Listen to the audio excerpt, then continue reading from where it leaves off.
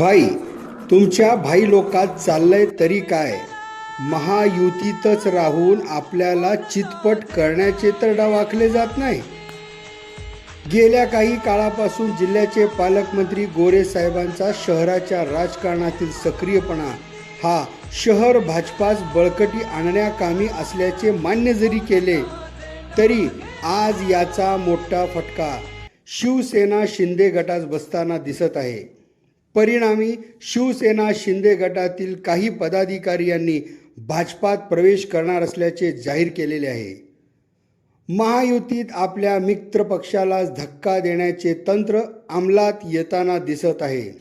ऐतिहासिक सत्तांतरानंतर मुख्यमंत्री आणि 2024 विधानसभा निवडणुकीतील यश यामुळे राज्यात एकनाथ भाईंची तयार झालेली प्रतिमा ही महायुतीतील इतर दोन मित्र पक्षांना धोक्याची घंटा देणारी असल्याचे मानले जात होते.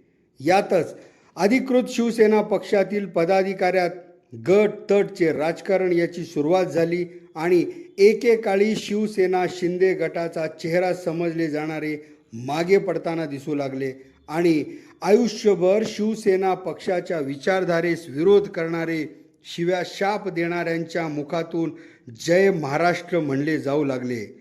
हे अकस्मात बदल सहसा पचनी पडणारे नसतात. त्यातच मोठमोठ्या चारचाकी गाड्यांच्या मागच्या काचेवर फक्त भाईंचा फोटो ठेवत पोलिसात शेखी मिरविणारे, अवैध धंद्यांना खत पाणी घालणारे पक्षाची धुरा हातात घेण्याचा प्रयत्न करताना दिसू लागले. नेमक्या याच परिस्थितीचा फायदा घेत आपापले पक्षवाढीचा ढाव साधणारे मित्रपक्ष सक्रिय होताना दिसू लागले.